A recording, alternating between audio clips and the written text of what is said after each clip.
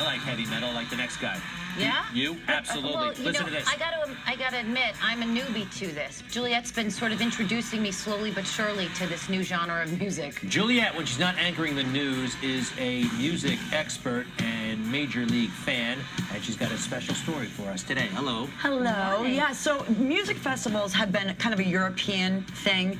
You get all these huge bands, and they're all in one place. Well, now they've started to pop up a lot more here in the United States, and they're attracting these incredible bands, huge bands. You can go there, see your favorite bands, all in one place for not a very, very big amount of money.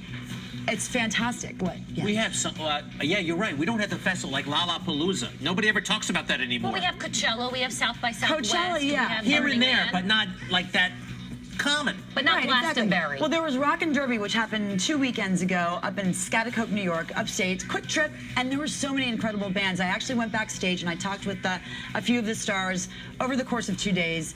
It was awesome. You can go watch. It was a gathering of some of the biggest rock and metal bands in the world, including one of the most controversial. Grammy-winning Swedish metal band GHOST have been called Satan worshippers, Pope haters, but they say people are taking their lyrics too literally. In fact, their music is more metaphor, an indictment of organized religion. One of the most common misconceptions about what we are or what we're singing about is that we're singing about God, and that's not at all what we're singing about.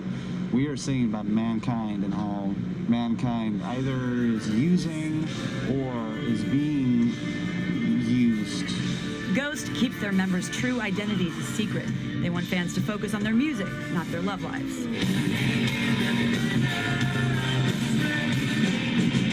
Frontman Papa Emeritus leads his 5 so-called nameless ghouls through performances that seem more like a heavy metal opera with some light moments. I think that the idea of being masked definitely lends an extra few inches to your... Sometimes when we have seen pictures or moving footage of when we've played, and you're like almost laughing because it's like, shit, you would never do that, obviously. Definitely see Papa. He's very, with the gyrating and everything. I mean, he's very, very sexual. Very thrusty dude. Very thrusty. I ran into headliners Megadeth at their tour bus just before they went on stage. The metal legends say events like this are what it's all about. It kind of goes back to why you're playing music. We got into it because we like playing music. That connection with the fan that sometimes you completely forget about, the business part of this, and it really goes back to its lowest common denominator, which is playing music, being a troubadour.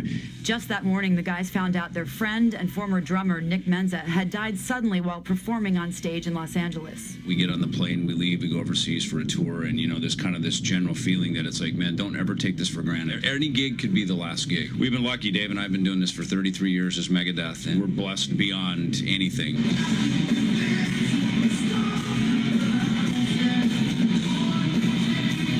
Phil Labonte, frontman for Rockers All That Remains, says for the artists performing, festivals are like reunions. We tend to run into a lot of people that we've toured with a couple years ago or whatever that you don't get to see very often, so it turns into a situation, oh, hey, my buddy's over here, I want to run over there and say hi to them, or they're playing at this time, I want to go check them out. And for fans? To have the ability to come and see so many bands, and you can camp here and have it all in one location, it's a big deal for the listeners, especially considering how expensive shows can be. All right, those Ghost guys were... they're amazing. They're out there. They're my favorite band. But by the way, Dave Mustaine, Dave Ellefson switched those chirons around. Sorry, that was my fault. So there's a perception about heavy metal.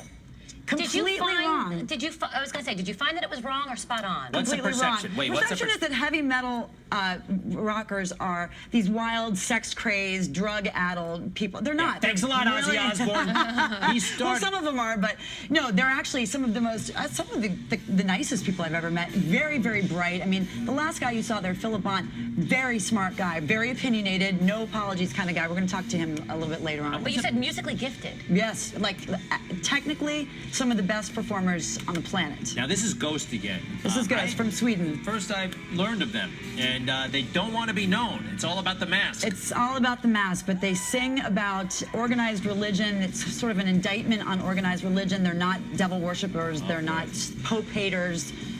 I don't know. No. Just you have to listen to their music. It's I have to study. melodic. It's beautiful. I may not be at their next concert, but so You know cool what? that you Actually, went up there. you need to come to a concert with me. I don't think so. Will you I go? think so. No, not Ghost. I'll I mean, protect you. I Megadeth. I have no You beef. haven't even listened to their music. You have no idea. Pardon No me? idea. No, whoa. The debate rages Juliet, on. I have no beef with organized Will they religion. go though. together And that's or like, not? That's like their They're theme. questioning organized We'll be right religion. back. Actress Kia Ho coming up. You guys can continue this one.